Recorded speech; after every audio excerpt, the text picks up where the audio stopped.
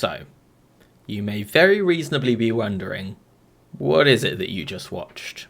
Well, it was a single battle from the Emerald Battle Factory Max Speedup Challenge run.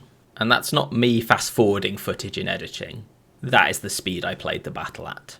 In this video, I'll talk to you more about what this challenge is, how I came to invent it, and talk you through my best run of it so far.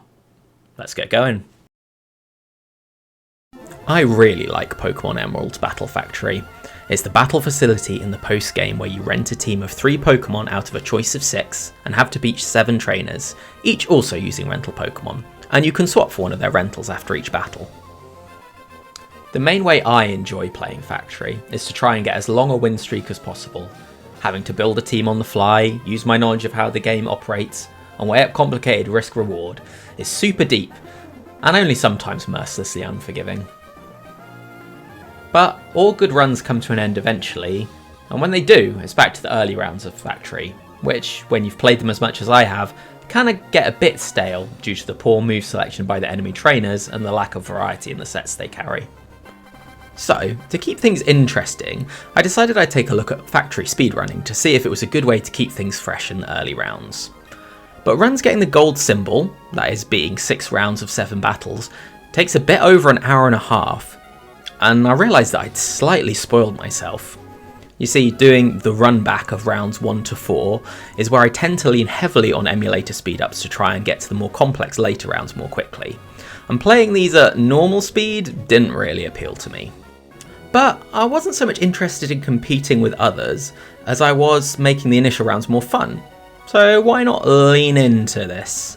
I was already regularly playing at 5 times speed up. How fast could my emulator actually run? And thus the idea for the max speedup run was born. How fast could I beat those 42 battles if I used all the tools my emulator had to offer? Speed up, turbo buttons, frame skips, you name it. Now, I'd have to play quite differently to how I play on long streaks. There wouldn't be time to put things in damage calculators, and I'd have to go much more off my own intuition and knowledge of the game. But that sounded like an interesting challenge too. And with that context, here's my PB of the Max Speedup Gold Symbol Challenge. So how fast is my emulator running? Well, it caps out about 30 times faster than usual, but several menus in the game aren't really navigable at this speed. When drafting Pokemon, or switching between my Pokemon, I'm only using about 7 times speed up, and I'm quickly toggling back and forth between that and 30 times. The speedrun is split into 3 distinct phases. In this first phase, covering round 1 and 2, the opposing trainers will choose their moves entirely at random. This means it's reasonably safe to just spam the highest damaging move, holding down a turbo button, and hoping for the best. Switching out when you're clearly in a bad matchup, and otherwise just trying to get through things as quickly as possible. Round 1 is especially safe, because the sets, that is the move and items that the Pokemon have, generally don't have any good coverage options. If you've got a good tight matchup into them, you're basically bound to beat them one-on-one. That's not to say it's entirely free. This Blissey in Battle 6 could have easily dodged all my cross drops, and that would have meant a reset. After a relatively straightforward round 1, it's on to round 2. In round 2, lots of the sets carry moves like Double Team or Calm Mind, Curse and Rest, which means that breaking through some of the opposing Pokemon can take quite a long time. For this reason, the Pokemon I really want to see in the draft are Marowak and Aerodactyl, which can pretty much blast through everything in the round. That said, Milotic and Rhydon are good options for round 2, both with reasonably effective straightforward attacks, and I round out my team here by swapping my Tentacruel for Heracross. Obviously, going through the swap menu takes time, so I need to make sure that I'm actively improving my team. Here, Heracross's ability to deal with the grass Pokemon Milotic and Rhydon struggle with is really helpful. It also has Bulk Up, which means sometimes I can just set up quicker than the opposing sets can, and break through even if they've got multiple boosts in their defense or evasion. Dusclops is one of the scariest Pokemon to face in round 2. With Pressure, Protect and Double Team, it can easily run you out of moves or burn a lot of time, and can even sweep you with Toxic. That said, probably the scariest set to face in round 2 is actually Snorlax, with Curse and Rest. Here, I'm able to sacrifice Rhydon and finish it off with Heracross, but if this thing had used Rest at the wrong time, it could have easily run through my whole team. The final trainer in this round presents a genuine challenge. Metagross is one of the best sets in the round, and my team matches up pretty poorly into Vaporeon. If Choice Band Aerodactyl had chosen to Earthquake here, I think I may have lost the battle. But I benefit again from dumb AI, and I clear the round. We're on to round 3 and phase 2 of the speedrun. and this is possibly the worst round 3 draft I've seen in a while. Arcanine is a good Pokemon with Overheat, but the rest are really not very good. Kangaskhan, Lapras and Ursaring are all good Pokemon, but in round 3 they have quite peculiar sets. Lapras is a Dragon Dance physical set, Ursaring carries only special moves, and Kangaskhan relies on the Endure Reversal combination, which is quite difficult to pull off. That leaves us with Swords Dance Armaldo and Thunder Raichu rounding out our party, a Pokemon that I think I have never used in all my time playing Factory. I swap out Armaldo as soon as possible to avoid having 2 water weak Pokemon and to give myself an Earthquake immunity while having a fast Earthquake of my own. In this battle we see possibly the best thing Raichu 3 has ever managed to do, beating a Dugong and then beating a Machamp immediately after it. Unfortunately that's not enough to save it, and it's quickly swapped off my team for a Gengar with Psychic and Thunderbolt. I mentioned at the start of this round that I consider this phase 2 of the speedrun. That's because the opposing trainers are no longer completely random. Instead they have logic to try and ensure they don't use any moves that would do literally nothing. This isn't as good as the opposing AI gets, but it does make it more challenging and you get far fewer free turns. Especially considering many of the sets in round 3 are actually pretty good, with strong stab options and decent coverage. The final trainer in round 3 is Factory Head Noland, who's a huge roadblock in the speedrun. Noland has higher IVs on his Pokemon, meaning they have better stats, and he also uses what's known as Smart AI, which we'll talk about more later. I pick up Slaking, which is one of the best Pokemon in round 3, and Noland's stat bump is immediately evident with his first 2 Pokemon both holding on with just a few pixels of health. Fortunately, I'm able to pick them both off and finish off Metagross with a Choice Band Earthquake from Slaking. Next up is round 4, where I'm greeted with another pretty substandard draft. Milotic absolutely saves this, with lots of the other Pokemon being okay, but not great. We immediately face one of Set 4's scariest Pokemon, Gyarados. With Return, Earthquake, Dragon Dance and Rest, it again can easily sweep your team, and Walreign's not much better either, carrying some one-hit KO moves. Fortunately, Slowking, our champion, is able to Thaw and then live on 9 HP to bring home the first win. Despite its strong showing, I immediately swap it out for Choice Band Armaldo, and I'm very glad I did as soon as I see Blissey on the other side. If I wasn't playing for speed, I'd absolutely swap Crobat for Blissey here. Blissey 4, with both Counter and Calm Mind, can beat a lot of sets, albeit not very quickly, hence keeping it off my team here. The rest of this round is essentially a showcase in why Milotic 4 is one of the best sets in the Battle Factory, needing a little bit of help here and there from the other 2 Pokemon, but mostly carrying it itself.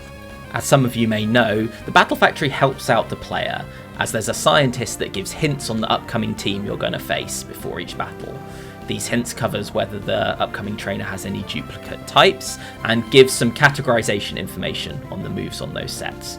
But I'm going too fast, so I don't get to see any of that, and go into each battle blind. Okay, let's take a pause and talk about what's about to happen. Now, it's really not obvious if you don't know what you're looking for, but this run is about to get much, much, much harder.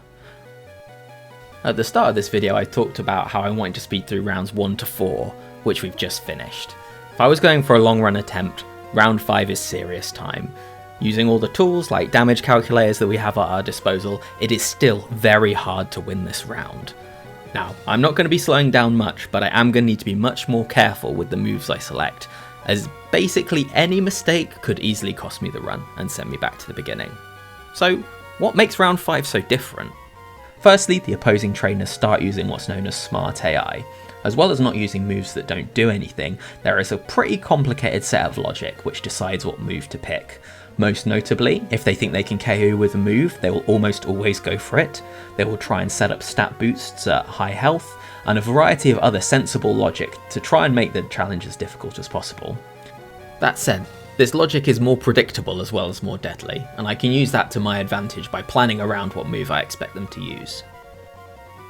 Secondly, legendaries are now on the table. You'll have noticed that so far I've not written into any Latios or Latias, or Zapdos or Regice. That changes as of now. My draft and the opposing trainers can have these Pokemon which are significantly more powerful than most of the ones I've been using so far.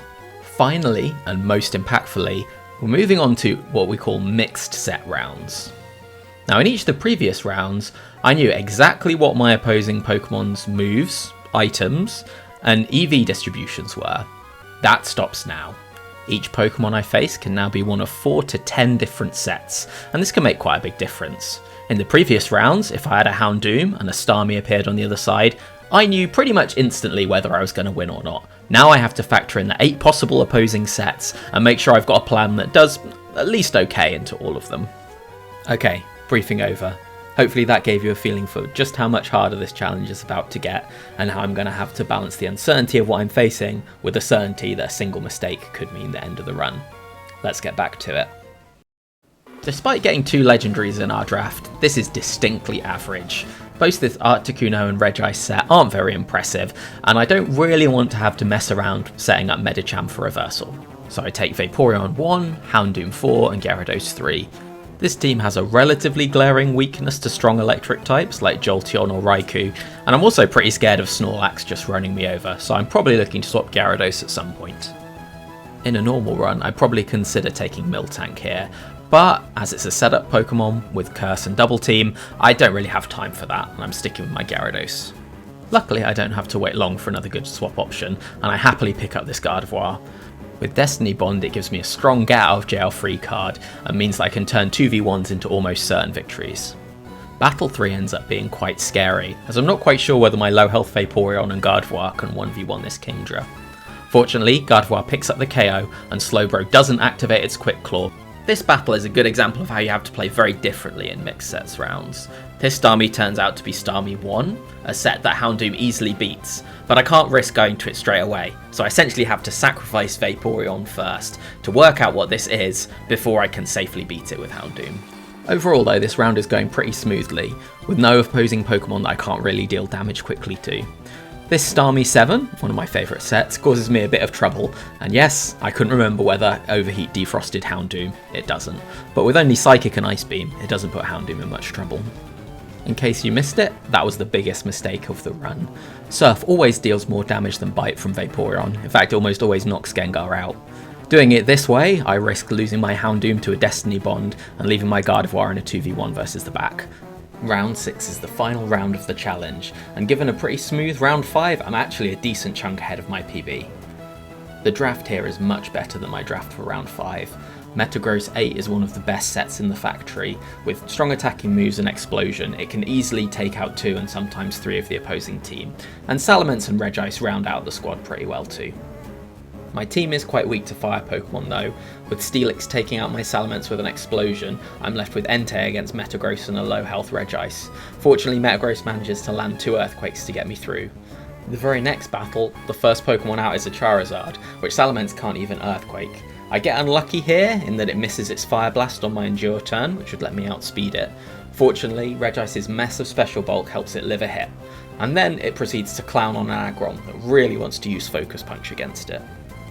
The next couple of battles go really quite smoothly, with Metagross 8 doing what I promised it would do at the start, taking out the first 2 Pokemon and exploding on the last one for an easy victory. Here we have the final swap of the run, and in retrospect I'm not sure it's a great idea. As becomes immediately apparent, my team is now pretty weak to Houndoom. Here I basically have to sacrifice my Metagross and then finish it off with an Earthquake from Latios.